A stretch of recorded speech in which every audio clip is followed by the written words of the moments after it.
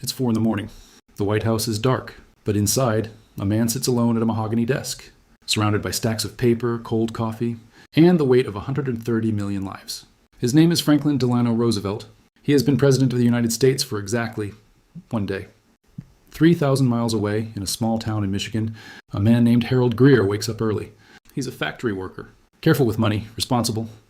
He has $400 in his local savings bank, every dollar he owns in the world.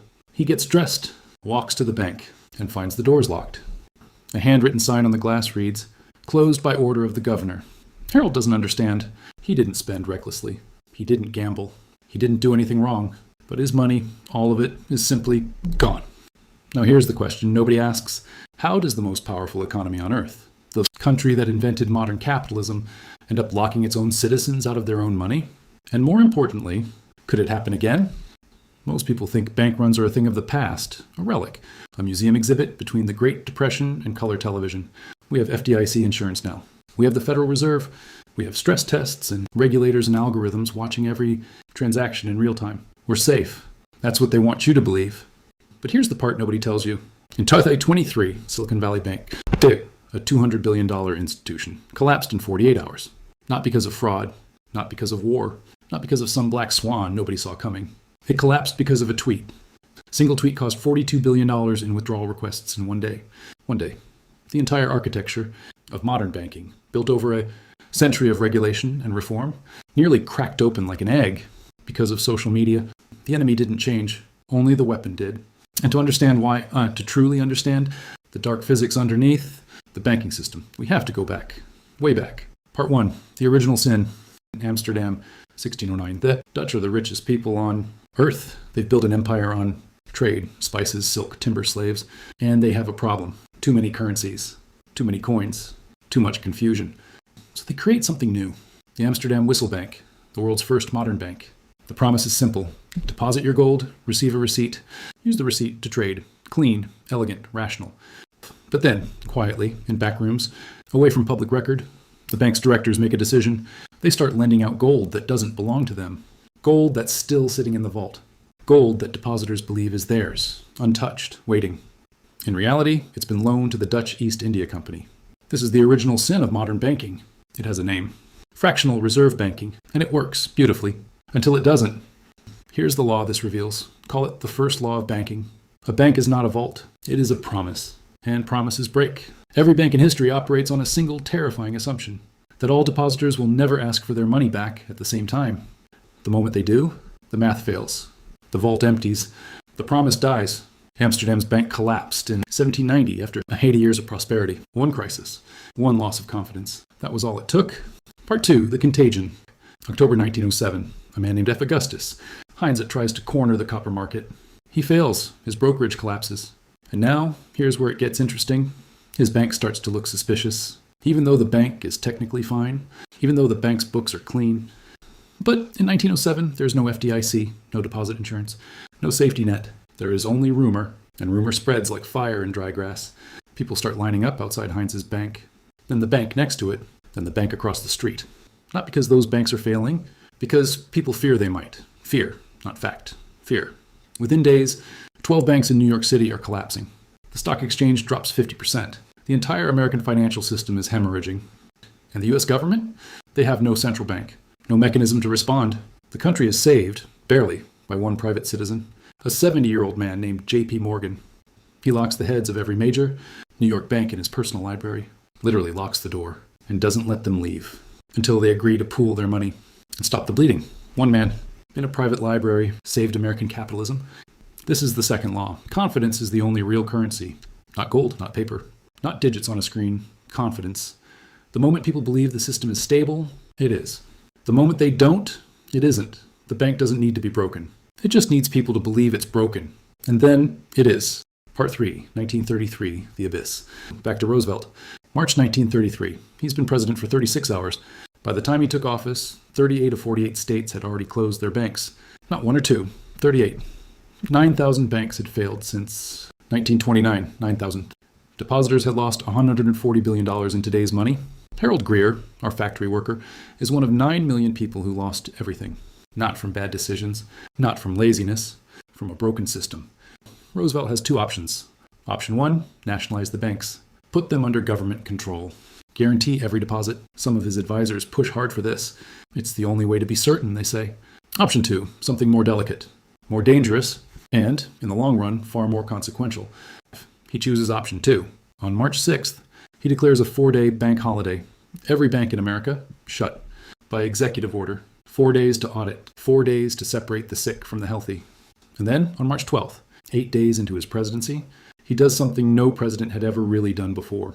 He talks to the American people, not in a press conference, not in front of cameras, on radio, in their living rooms, in their kitchens.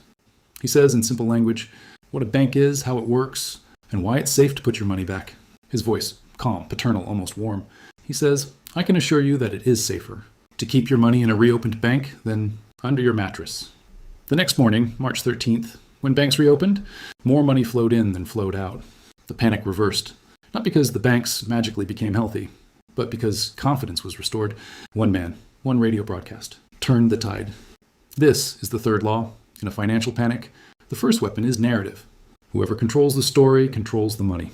But here's the part nobody tells you. Everything we've talked about, Amsterdam, 1907, 1933, it all operated on one underlying assumption. That bank runs take time. People had to physically walk to a bank, stand in line, wait for the teller. That friction, that physical slowness, was actually a hidden safety valve.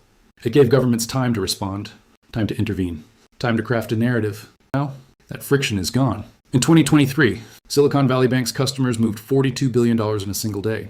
Not by standing in lines, by tapping a phone screen. The speed of panic has gone from days to hours to minutes. And the thing that triggered it wasn't even a verified fact. It was a tweet from a venture capitalist suggesting the bank might be in trouble. Within hours, group chats among Silicon Valley founders were flooded with messages. Pull your money. Now. Don't wait. And they did. The bank was dead before the sun set. The system hasn't changed. But the speed at which it can die has accelerated to the speed of information itself. And information, as we've always known, travels faster than truth. Part 4, the design flaw. Iceland, 2008, population 300,000, smaller than most American cities. And yet, somehow, their banks had accumulated foreign debt equivalent to 10 times the country's entire GDP. 10 times. Their 3 largest banks collapsed in a single week. The entire nation's economy destroyed. Not by war, not by famine, by 3 banks making bets they couldn't cover. Then Ireland, then Greece, then Cyprus. Each collapse following the same pattern. Banks grow enormous. Banks make risky bets. Banks hide the risk. Governments find out too late. And when the music stops, it's never the bankers who lose. It's Harold Greer, the factory worker, the school teacher, the small business owner, the people who did nothing wrong. Here is the architectural truth at the center of all of this. Modern banking is not designed to be risk-free. It is designed to transfer risk. The profits flow upward to shareholders, executives, investors. The risk flows downward to depositors, taxpayers, governments. It's not a bug. It's a feature. In 2008, the U.S. government bailed out Wall Street.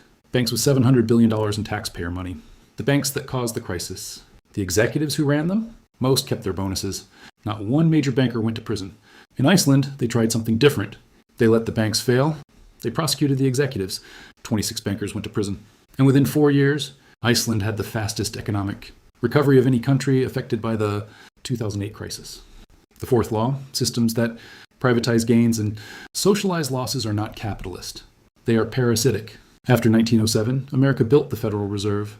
After 1933, America built the FDIC, deposit insurance for every American account. Part 5, the ghost in the machine.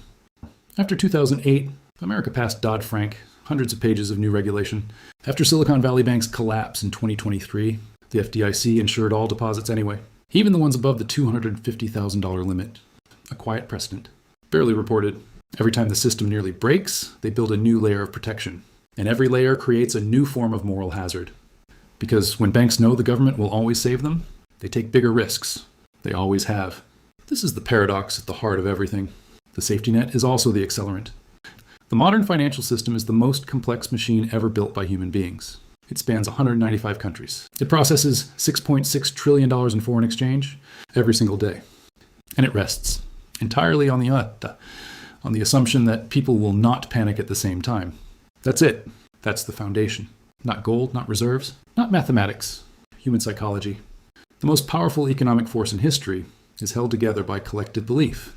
And collective belief, as every demagogue, every traitor, every con man has always known, is the most fragile thing in the universe. Let's pull back. Amsterdam, 1609. New York, 1907. Washington, 1933. Reykjavik, 2008. Silicon Valley, 2023. Different countries, different centuries, different technologies, same collapse. Because the pattern was never about money. It was about trust. And what happens when trust operates at the speed of fear? Every time. Every single time, the collapse began not when the money ran out. It began when people believed the money had run out.